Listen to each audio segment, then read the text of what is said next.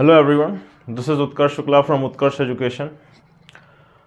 ये वीडियो आपके किसी लेक्चर के बारे में नहीं है।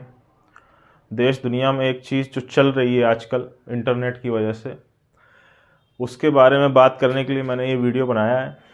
This is a serious video. आपको अगर मस्ती मजाक चाहिए हो तो आप आराम से इस वीडियो को छोड़ दीजिए। कुछ सीरियस बातें जो आपको जीवन में अपने आप फेस करनी पड़ेंगी, अगर आपको उनसे सुनना है तो प्लीज़ आप वीडियो को देखते रहिए। ये वीडियो है नए नए कोचिंग संस्थानों के बारे में। हमारी जो वर्तमान शिक्षा व्यवस्था है उसमें जो जो चीज़ें चल रही हैं उसके बारे में। आजकल के जो शिक्षक हैं उनको ये लगता है कि सीरियस होना एक बेवकूफ़ी वाली बात है, कूल बनना बहुत ज़रूरी है। कूल नहीं बनोगे तो सफल नहीं हो पाओगे, क्योंकि उनका जो सिस्टम है ना, आपको कई टीचर मिलेंगे ना अपने अपने वीडियोस में। यूट्यूब पे मैं देख रहा था एक्चुअली अभी वीडियोस। यूट्यूब पे जनरली मैं स्पोर्ट्स के हाईलाइट ही ज़्यादा देखता हूँ जब भी मुझे टाइम पास करना होता है। तो नहीं, शॉर्ट्स में बीच बीच में आते रहते हैं कई सारे वीडियोस, फ़नी ये मैम, फ़नी वो सर, या ये देखिए सर ने क्या कह दिया एग्ज़ाम, ये सब। उससे मुझे एक ही बात समझ में आती है कि आजकल के टीचर जो है ना, उनको मतलब नहीं है कतई कि शिक्षा के जो सिद्धांत होते हैं उनसे उनको फॉलो करने की उन्हें कोई ज़रूरत नहीं है, क्योंकि पैसा नहीं आएगा उन चीज़ों से। हुआ क्या है कि देखो 2-3 साल में हमारे यहाँ लॉकडाउन वॉकडाउन और इन सब के चक्कर में ना ऑनलाइन एजुकेशन बहुत बढ़ गई है। और ऑनलाइन एजुकेशन का फ़ायदा ये नाम पे बोला जाता है बच्चों को कि अब हम लाखों बच्चों को पढ़ाएंगे, सिर्फ कुछ बच्चों को नहीं रह जाएंगे, सिर्फ कुछ लोकेशंस में नहीं पढ़ाएंगे, कोई भी हमसे पढ़ सकता है। सच्चाई ये है कि उसका अर्थ ये है कि अब हम सबसे पैसा वसूलेंगे। हम सिर्फ उनसे क्यों वसूलें जो हमारी क्लास में बैठे हुए हैं, हम सबसे वसूलेंगे जो दुनिया भर में बैठे हुए हैं, ताकि हमें और पैसा मिले। तो मेरे चपरासी तक के एग्जाम्स की जो प्रिपरेशन करा रहा होगा ना, उसका खुद का पैकेज करोड़ों का है। वो तुम्हें कभी करोड़ों के पैकेज वाली नौकरियों के लिए प्रिपरेशन नहीं करवाएगा। ना ना ना ना ना ना ना ना, वो अपने पास रहेगी। और अपनी स्टोरी बताने को चलेंगे तो हम यहाँ से ड्रॉप आउट हैं, हम यहाँ से नहीं पढ़े हैं, हम तो यहाँ से पढ़ लिए हैं। तो सेम चीज़ तुम दूसरों को क्यों नहीं पढ़ा रहे हो? दूसरों को क्यों कह रहे हो कि नौकरी करो? डिग्री के लिए कोचिंग पढ़ा रहे हो तुम उनकी। हम कक्षा 12वीं में इतना भी नहीं पढ़े और हमने यहाँ से देखिए यहाँ पहुँच गए। तो जो कक्षा 12वीं में है उसको ये बात क्यों नहीं बताते हो? क्यों उसको बोलते हो कि आओ हमारे साथ प्रिपरेशन करो आके? ऐसा क्यों है कि अरबों करोड़ों के पैकेज वाले 10-10 हज़ार की नौकरियों को ऐसे दिखा रहे हैं अपने कोर्सों में जैसे कि वो महानतम नौकरियां हैं और साहब को उनके लिए कट मर जाना चाहिए। और उस 10-15 हज़ार की से 25-30 हज़ार की नौकरी के लिए उन्हें 1-1 लाख रुपए दे देने चाहिए। खुद 1 करोड़ कमा रहे हैं। ये आजकल के टीचरों की समस्या है। मैं 1 करोड़ कमाऊंगा, मैं टीचर हूं, तो मैं पढ़ाऊंगा उस नौकरी के लिए जो 25,000 देती है तुम्हें, और उस 25,000 की नौकरी दिलवाने के लिए मैं तुमसे 1 लाख लूंगा। ये व्यवस्था है। पहले होता था ये क्लासरूम्स में, पर ऑनलाइन सिस्टम आया, सबने कहा ओहो हो, केवल 50 लड़कों से फीस नहीं वसूल सकते हो, करोड़ों से वसूल सकते हो चाहो तो। क्यों? क्योंकि नौकरी की मारामारी चल रही है। देश की शिक्षा व्यवस्था इस प्रकार की है कि कैपिटलिज्म को, बिजनेस को तो बढ़ावा देने वाली शिक्षा है नहीं। तो बच्चा अपने दम पे कुछ कर तो पाएगा नहीं, तो उसको ऑब्वियसली नौकरी की जरूरत पड़ेगी। इस समस्या को दूर करने के बजाय देश का शिक्षक उस समस्या का फायदा उठाना चाहता है। तुम्हें नौकरी के लिए भागना न पड़े, इसके बजाय तुम नौकरी के लिए भागो, मुझसे पैसे दो, फिर भागो। अब ये होता है। एक और चीज होती है जो हंसी ठट्ठे की बात मैं कर रहा था। एक बात बताओ, दूसरी दुनिया के हिसाब से और जो देश हैं, देखो अपने कल्चर के हिसाब से ना अपना देश है बहुत पुराना। धार्मिक व्यवस्था से देखो तो हम बहुत पुराने हैं, सांस्कृतिक व्यवस्था देखो तो भी हम बहुत पुराने हैं। लेकिन दूसरे देशों के अनुसार पॉलिटिकल आइडेंटिटी के रूप में हमें मौर्य काल ने स्थापित किया। Identity, political identity, India as a nation. तो उस चंद्रगुप्त को पढ़ाने वाले चाणक्य ने भी ऐसे ही बकैती करके उसको पढ़ाया होगा। ये चंद्रगुप्त, हंसी तो फंसी, ये सब इस तरह की वल्गर और अश्लील बातों के जरिए ही पढ़ाए गए होंगे ये लोग भी, तभी तो राजा बने। पता है आपको ये सब लोग बकैती क्यों करते हैं, बेफालतू की बात क्यों करते हैं? क्योंकि देखो भाई, अगर तुम्हें पैसा कमाना है बच्चों से, अगर उनकी मजबूरी का फ़ायदा लेना है तो अधिक से अधिक बच्चों को लेना पड़ेगा। अधिक से अधिक बच्चे जो होंगे, लेट्स इमेजिन कि 100 बच्चे आए तुम्हारे पास, उनमें से 90 मूर्ख हैं। वो मूर्ख अगर तुम सीरियसली पढ़ाओगे तो क्लास छोड़ के भाग जाएंगे। क्लास छोड़ के भाग जाएंगे तो तुम्हें पैसा कैसे मिलेगा? पैसा नहीं मिलेगा तो तुम्हारा फिर लालच कैसे कमज़ोर होगा? लालच भी तो पूरा करना होता है ना खुद का। तो उस लालच को पूरा करने के लिए तुम ये लगा देते हो, नहीं 100 के 100 बच्चों को हमारी क्लास में समझ में आएगा, और उसके लिए तुम वो तरीके अपनाते हो जिससे जो 10 बच्चे जो सच में रुकते, जो सीरियस स्टूडेंट होते, जो शायद देश के लिए बहुत कुछ कर भी जाते, अब उनको भी तुम्हारी बकैती झेलनी पड़ेगी। मुझे समझ में नहीं आता कि सीरियस होना एक शिक्षक के लिए अपराध कब से बन गया। ये कब से नए ट्रेंड आ गए हैं? कोचिंग क्लासों में, बड़ी बड़ी डिग्री की क्लासों में, बड़े बड़े एग्जाम्स की क्लासेस में डांस चल रहे हैं, मस्त हंसी ठट्ठा हो रहा है।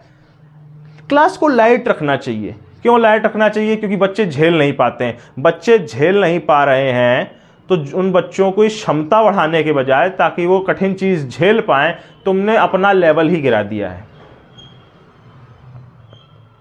समझे? ये एक बहुत ही शर्मनाक बात है।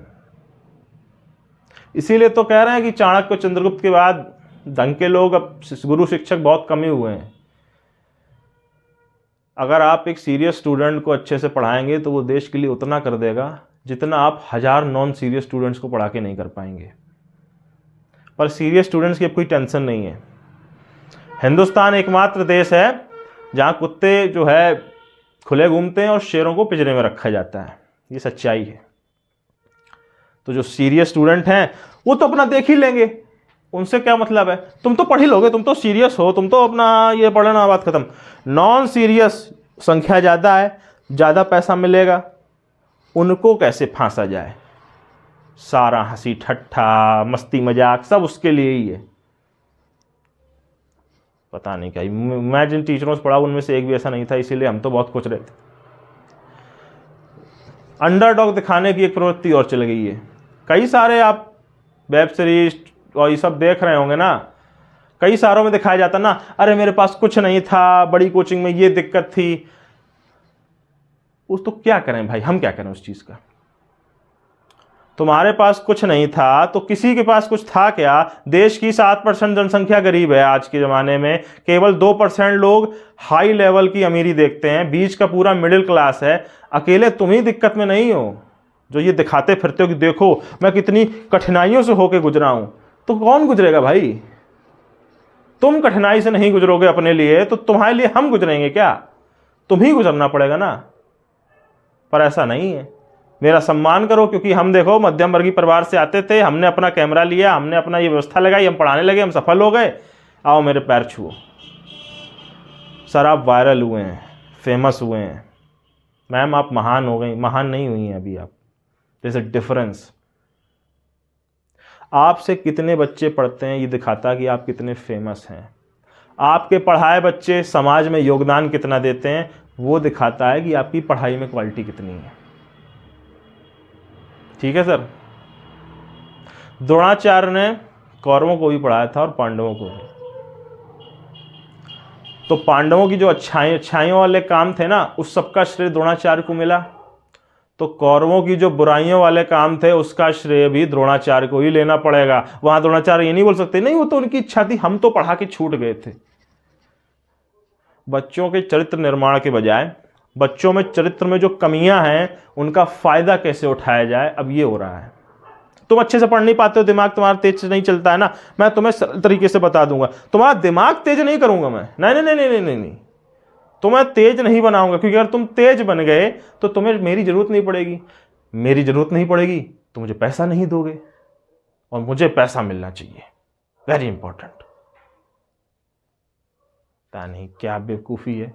हमारे देश की व्यवस्था ऐसी है कि देखो दुनिया में सभी बड़े देशों में आजकल के ज़माने में अगर आपको अपने देश को महान बनाना है तो इसके अलावा कोई चारा नहीं है कि आप बिजनेस करें। दूसरे देशों से पैसा आपके देश में आने का एक ही तरीका है, अपने देश का प्रोडक्ट दूसरे देश में बेचिए, वहां से पैसा आएगा जिससे आपका देश अमीर बनेगा। उसके लिए बिजनेस जरूरी है, ना कि नौकरियां। पर अगर बिजनेस जरूरी कर दिया गया, नौकरियां कमजोर कर दी गई, तो कोचिंग मंडियां बैठ जाएंगी, है कि नहीं? कोई भी ऐसा नहीं चाहेगा। तुम्हारे 12वीं तक की एनसीईआरटी सब बोलते हैं ना, पढ़ लेना, 12वीं तक की एनसीईआरटी पढ़ लेना, काम हो जाएगा। तो 12वीं में एनसीईआरटी अच्छे से पढ़ाई क्यों नहीं जाती फिर? अगर 12वीं तक की एनसीईआरटी अच्छे से कोई पढ़ा दे तो तुमसे कोचिंग करने हम आएंगे क्या? नहीं आएंगे। कोचिंग मंडियों से पूछो कि तुम क्या चाहते हो, अधिक से अधिक बच्चे नौकरियों के लिए तैयारियां करें या बहुत कम बच्चे नौकरियों के लिए तैयारियां करें, बिजनेस करें अपना, या कुछ और काम करें इनोवेशन के साथ। वैसे तो वो खुल के कहेंगे नहीं नहीं नहीं अपने मन का करो, लेकिन अगर सब बच्चे अपने मन का करेंगे तो तुमसे पढ़ने कोई नहीं आएगा, तुम्हें दुकान बैठ जाएगी। तो मन में क्या है आपके? तुम्हारा बिजनेस मॉडल तो इसी पे चलता है ना कि सबके सब नौकरी पीछे भागें, और जब सबके सब नौकरी पीछे भागते हैं तुम्हें पैसा देते हैं, फिर तुम उसे गाली देते हो कि है तुम नौकरी पीछे भागने वाले लोग, अपने आप को सशक्त करो, ये करो, बोलते रहते ना मास्टर लोग। नाम क्या जाना, तुम सब लोग भी यूट्यूब पे देख लेना, शॉर्ट्स खोल के देख लेना ना, मोटिवेशन के नाम पे गरीब लोगों की मजबूरी को पिछड़ेपन का नाम दिया जाता है कि ये गरीब है, ये क्या, ये पिछड़ा है, बेकार। उसकी मजबूरी समझने का कोई मतलब नहीं, उसकी मजबूरी से लाभ लेना है। सर फेमस होना ज़्यादा जरूरी हो गया है, कैरेक्टर से मतलब नहीं है, आदर्शों से मतलब नहीं है अपने। बड़े बड़े आए भाई कि हम जो है छोटी जगह से उठ के आए, तो बाकी सब लोग कहां से आए? बड़ी कोचिंगों ने हमें ये दिया, तो जो बड़ी कोचिंग जिसने शुरू की थी वो कहां से आया था भाई? उसने भी तो ऐसे ही शुरू किया था। और जब तुम बड़े बन जाओगे तो तुम क्या करोगे वो भी समय बताएगा। बेवकूफ मत समझना पब्लिक को। अब समय सबको नापता है, समय से बड़ा भगवान कोई नहीं है। अभी सब तौले जाएंगे, सबकी असलियत बाहर आती है, ठीक है? ऑनलाइन और ऑफलाइन में इतना बड़ा लोचा है, तो आप जितना भी टीचर पढ़ाता है ना, उनसे पूछो जाके कि तुमसे ऑनलाइन जिसने पढ़ा उसका सिलेक्शन ज़्यादा हो रहा है या तुमसे ऑफलाइन जो पढ़ने आ रहे हैं उसका सिलेक्शन ज़्यादा हो रहा है। जानते हो क्या बोलेंगे? सबका बराबर होता है, कुछ ऑनलाइन से कुछ ऑफलाइन से। सच्चाई ये है ऑफलाइन का सिलेक्शन ज़्यादा होता है, क्योंकि ऑफलाइन में जो प्रेशर और कंपटीशन की फील आती है ना, ऑनलाइन में नहीं आती। पर ऑनलाइन में संख्या ज़्यादा होती है तो पैसा ज़्यादा मिलेगा, तो ऑनलाइन को बढ़ावा दिया जाता है। ऐसा क्यों है कि ज़्यादातर टॉपर्स हर एग्जाम्स के ऑफलाइन की बैच से ही आते हैं? ऑनलाइन वाला कोई नहीं कि मैंने केवल ऑनलाइन पढ़ी थी, ऑफलाइन कुछ पढ़ा ही नहीं। ऐसा क्यों है? एक दो बिरले ऐसे होते हैं तो वो खुद ही से पढ़ रहे होते हैं, तुम्हारे ऑनलाइन बस देख लेते हैं। Offline is better than online, but online is richer than offline. पैसा ऑनलाइन से ज्यादा कमा सकते हो। 1 करोड़ व्यक्ति को तुमने किताब बेच दी ना ऑनलाइन से, ऑफलाइन में तुम 50 बच्चे आएंगे जो तुम्हारे बैच में पढ़ रहे होंगे। इसीलिए सब ऑनलाइन बोलते हैं। और ऑनलाइन का बहाना क्या है? सब पढ़ेंगे। हाँ, पर सब क्वालिटी भी तो नहीं पढ़ रहे हैं सर। आप उनको बस फील दे रहे हो कि बेटा तुमने पढ़ लिया है, उसने पढ़ा कुछ नहीं, उसको आएगा भी कुछ नहीं पेपर में, और फिर वो सोचता फिरेगा ऐसा क्या हो गया। फिर अंत में वो थक हार के आएगा ऑफलाइन ज्वाइन करने अलग से, पर तुम्हारा काम हो गया। वायरल वीडियोस, वायरल होना ज़्यादा ज़रूरी है। कंटेंट कैसा है मतलब नहीं है, वायरल होना चाहिए। इसलिए मैं नाचूंगा गाऊंगा बीच क्लास में, टीचर होने की गरिमा ही खत्म हो गई। फिर मैं उम्मीद करूंगा कि बच्चे मुझसे इज्जत से पेश आए जैसे मैं भगवान हूँ। फिर बच्चे जब मुझसे मजाक करेंगे तो मैं कहूँगा ऐसे कैसे बात कर रहे हो अपने टीचर से? कैसे बात करे भाई तुमसे वो? तुम सब स्टूडेंट्स भी होगे और टीचर भी। तुम एक बात बताओ, तुम हर टीचर की बेइज्जती करते थे क्या? या हर टीचर का मजाक उड़ाते थे क्या? या हर टीचर के साथ बदतमीजी करते थे क्या? जो टीचर होने के व्यवहार में रहता था उसके स्टूडेंट सम्मान करते हैं। जो टीचर अपने आप से मैं तो तुम्हारा सीनियर हूं, मुझे अपना दोस्त मानो, ऐसे करके बर्ताव करोगे तो फिर दोस्तों वाला ही बर्ताव होगा तुम्हारे साथ। और दोस्तों को पड़ती हैं गालियां, दोस्तों के साथ होती है मौज मस्ती, फिर एकदम से सीरियस हो जाएंगे। This is not right. Teacher होने का एक डेकोरम होता है जो आजकल के टीचरों में है नहीं। वो या तो पॉलिटिक्स की तरफ चले जाएंगे या पैसा कमाने की तरफ। उनको उसके बाद से कोई मतलब नहीं है कि शिक्षा व्यवस्था में कुछ बदलाव आ जाए। जब चाणक्य ने धनानंद या महापद्मनंद, जो भी किताब आप पढ़ते हो उस हिसाब से, उसको वो एक देश के साथ होने वाली घटना सिकंदर के आक्रमण के बारे में बात की और धनानंद ने उसे मना कर दिया, तो उसको क्या बोला, मैंने अपना काम कर दिया, मैंने बोल दिया, वो माना नहीं, ओके मैं अपना जा रहा हूँ पढ़ाने। और वहाँ जाके ज्ञान फैलने लगे, देश को ऐसे चलना चाहिए, वैसे चलना चाहिए, बच्चों को ये करना चाहिए। तो क्या वो शिक्षक है? या फिर उसने ये कहा कि देश मेरा है, मैं चाहे मर जाऊंगा, मैं इसे बदलने का प्रयास करूंगा। शिक्षक कैसा होना चाहिए? तुम्हारे शिक्षक ज्ञान ज़्यादा फैलते हैं क्योंकि वो रेलेवेंट रहना चाहते हैं। करेंगे वो कुछ नहीं। उन सबको अगर तुम आज प्रधानमंत्री बना दो, जो तुम्हारे टीचर हैं वो कुछ नहीं कर पाएंगे। प्लान ही नहीं है क्योंकि वो टीचर नहीं है। टीचिंग इज़ ए प्रोफेशन, ठीक है, और उनके लिए तो वो प्रोफेशन भी नहीं रहा, मनी मेकिंग आइडिया हो गया है। प्रोफेशनल वाला आदमी कम से कम प्रोफेशनल तो रहता है। नहीं, हम जो है बाउंड्री बैरियर नहीं चाहते किसी के बीच, हम तोड़ के पढ़ाएंगे, कोई बाउंड्री नहीं होगी, हम आपके साथ हंसेंगे, मिलेंगे, घुल मिल के पढ़ाएंगे। उससे क्वालिटी कैसे चलेगी सर? देखो, अगर तुम्हें समाज में परिवर्तन लाना है ना, तो सीरियस होना पड़ेगा। नॉन सीरियस लोग कुछ चेंज नहीं ला पाते दुनिया में, ठीक है? नॉन सीरियस लोग चेंज नहीं ला पाते। नॉन सीरियस लोग सिर्फ एनालिसिस और कंप्लेन करते रहते हैं, व्हाट्सएप वीडियो फॉरवर्ड करते रहते हैं। एक्चुअल में चेंज लाना होता है तो सीरियस बनना पड़ता है, और सीरियस आप तभी बनेंगे जब आपके साथ सीरियस एनवायरनमेंट में होगा। स्टैंड अप कॉमेडियंस हमारे अपने आप को पता नहीं क्या समझने लगे हैं, वो भी शिक्षक बने फिरते हैं, ऐसे पढ़ो, जीवन में ऐसे चलना चाहिए। हम कब ऐसे लोगों की सुनने लगे यार? हमारे पास क्या आदर्शों की कमी पड़ गई है? देश को आज़ादी बकैतों ने दिलाई है क्या? भगत सिंह, ये सब लोग तो जीवन में हंसी ठट्ठे बकैती करते होंगे और मिल गई आज़ादी। सीरियस स्टफ, अंडरडॉग की मेंटालिटी गलत है, वो सब गलत है। एक चीज़ और रहेगी, मैंने यहाँ लिख रखा है ना, मुझे आज किस किस चीज़ पे गुस्सा आ रहा है। एक तो सस्ते कोर्स की बात पे, बहुत सारे टीचर अपने सस्ते कोर्स शुरू कर रहे हैं। सस्ते कोर्स का लॉजिक पता है तुम लोगों को? सस्ते कोर्स का लॉजिक होता है कि मैं तुम्हें गणित समझाता हूं। पहला गणित से समझो, दूसरा उनके अब दो गणितें लगेंगी, मैं तुम्हें समझाता हूं। पहला गणित, एक बच्चे से 1 लाख लिए, 1 लाख रुपए मिले। 1000 बच्चों से 10,000 लिए तो कितने मिले? 1 लाख। बहुत ज्यादा। और बच्चों को 10,000 में काम चल गया तो बच्चे खुश हो गए, ओके कूल। पर फिर 1000 बच्चों को 10,000 के लेवल वाली ही पढ़ाई मिलेगी? नहीं, पढ़ाई का लेवल नहीं गिरेगा। कैसे नहीं गिरेगा सर? अगर आप ऑनलाइन 10,000 बच्चों को पढ़ा रहे हैं, अगर आप ऑफलाइन में 100 बच्चों को पढ़ा रहे हैं, कैसे आप बोल सकते हैं कि दोनों का लेवल बराबर है? नहीं है सर, हो ही नहीं सकता। सस्ते कोर्स के पीछे का लॉजिक जानते हो क्या होता है? जब भी ये लोग कुछ नया करेंगे तो उसका कोर्स सस्ता रखेंगे, फिर जब बच्चे आ जाएंगे, कोर्स सफल हो जाएगा, उनकी कोचिंग चल जाएगी, तब वो फीस बढ़ाना शुरू करेंगे। बड़े बड़े कोचिंग संस्थानों की जो महंगी फीस है, ये पहले दिन से थोड़ा ही है, ये सब भी छोटी से ही शुरू किए थे जब कम फीस में पढ़ाते थे। जब धीरे धीरे इनका लालच बढ़ा सफलता के साथ, तो इन्होंने फीस बढ़ाई। जो अभी नए कोर्स शुरू हो रहे हैं ना, इन सब की भी फीस बढ़ेगी। और नाम क्या दिया जाएगा? अब हमारे साथ और लोग जुड़ रहे हैं, उनको पेमेंट करनी होती है, हमारी किताबें छप रही हैं, उसका खर्चा उठाना होता है, ये सब जोड़ा जाएगा sir. It is scam.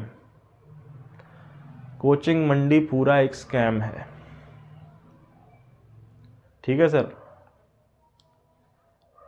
UPSC के अलावा मैंने सारे जितने भी नॉर्मल टेस्ट है वो सब निकाल रखे हैं, एक भी बिना कोचिंग के है, सारे के सारे बिना कोचिंग के हैं, सारे के सारे। केवल एनआईटी के लिए जो मतलब जेई होता है, हाँ, उसकी कोचिंग मैंने की थी 6 महीने। अपने आप को उचकाने की कोशिश नहीं कर रहा हूँ, फ्री मटेरियल और नॉर्मल बुक्स में वो सब है जो आप पढ़ सकते हैं अगर आप सीरियस हैं, लेकिन वो आपको नहीं चाहते कि आप सीरियस हो। अगर आप सीरियस हो गए तो उनको पैसा नहीं देंगे आप, इसीलिए वो आपको बेवकूफ़ ही रखना चाहते हैं। जैसे पॉलिटिशियंस रखते हैं। पॉलिटिशियंस एक बात बताओ क्या चाहते हैं, उनकी जनता दिमाग से तेज हो या कमज़ोर हो? अगर दिमाग से तेज होगी तो पॉलिटिशियंस की ज़रूरत खत्म हो जाएगी, कमज़ोर होगी बेवकूफ़ होगी तो पॉलिटिशियंस के पास जाके हाथ जोड़ेगी। टीचर्स का भी यही है, बच्चे तेज हो गए तो टीचर्स की ही ज़रूरत खत्म हो जाएगी, क्योंकि तब टीचर्स से बच्चे आएंगे अपने डाउट्स पूछने, असली डाउट्स, ज़िंदगी के डाउट्स, समाज के डाउट्स, वहाँ उनकी फट जाएगी। इसलिए वो बच्चों को गधा ही रखना चाहते हैं। गधे रहो, 2+2 पूछो हमसे, हम बता देंगे, हम चौड़ में घूमेंगे, देखो हमने इसको बता दिया, तुम चौड़ में घूमो क्योंकि तुमको आ गया। देश परिवर्तन के लिए जो नौकरियों की व्यवस्था चल रही है उसको अगर कमज़ोर नहीं करोगे तो देश नहीं बदलेगा। देश नहीं बदलेगा तो तुम्हारे बच्चे भी इसी तरह नौकरियों में भागेंगे। टीचर्स का पहला दायित्व चरित्र निर्माण, दूसरा देश निर्माण, तीसरा ज्ञान निर्माण। तीनों करने चाहिए सर। सभी टीचर्स को हाथ जोड़ के यही संदेश है मेरा। एक चीज़ और रह गई ना, हाँ, शिक्षा व्यवस्था पे निर्भरता। यस, अगर टीचर्स आपके इतने ही टैलेंटेड हैं तो वो सबके सब उस शिक्षा आयोग के एग्ज़ाम बनाने वाले की कलम के मोहताज क्यों हैं? जेई का सिलेबस कल चेंज हो जाए, अगर कल आधी कोचिंगें बंद हो जाएंगी हिंदुस्तान में जो आईआईटी की खुलती हैं। तुम्हारा ज्ञान सिर्फ कोचिंग से संबंधित है, अपने आप को ज्ञानी मत समझो। एक सब सेक्टर उठा लिया है, उसको तुमको जानते हो, अगर वो सिलेबस से हट जाए तुम खत्म, सिलेबस में वो चेंज हो जाए तो तुम खत्म। 2-3 साल बाद तुम उसके फिर से प्रोफिशिएंट हो जाओगे और फिर तुम कूदने लगोगे, देखा हमको आ गया। ज्ञान की कमी तो आप में भी है ना, फिर तो इतना आसान नहीं है। सभी बच्चों को मेरा एक सलाह है, इसीलिए किताबों से सीखना अगर आप सीख गए तो आपकी 99% प्रॉब्लम्स दूर हो जाएंगी, और 1% जो प्रॉब्लम बचेगी ना, वो अपने दोस्तों और अपने कंपटीशन को ध्यान में रख लेना, तुम्हारा वो भी हो जाएगा। आजकल की जो शिक्षा व्यवस्था में, आजकल की जो नौकरियों के टेस्ट है, उसमें तुमको टीचरों की कोई ज़रूरत नहीं है, ज़ीरो। खूब कूदते फिरें, कोई ज़रूरत नहीं है। आप सीरियस नहीं हैं, इसीलिए टीचर्स लोग आपको लूट रहे हैं। जो बच्चा जैसे ही सीरियस हो जाता है बात खत्म हो जाती है। प्लीज़ अपनी पढ़ाई पे खुद फोकस रखना सीखिए, दूसरों के हाथ में मत दीजिए, क्योंकि अगर तुम अपनी पढ़ाई को दूसरों के हाथ में दोगे तो तुम्हारी पढ़ाई उनके हिसाब से चलेगी। कंट्रोल किसी भी चीज़ का हो अपने हाथ में होना चाहिए, दूसरों के हाथ में नहीं। प्लीज़ इस मैसेज को समझिए। चर्चा के लिए आ जाइए, यूट्यूब कमेंट बॉक्स में चर्चा करेंगे। Thank you very much. जय हिंद।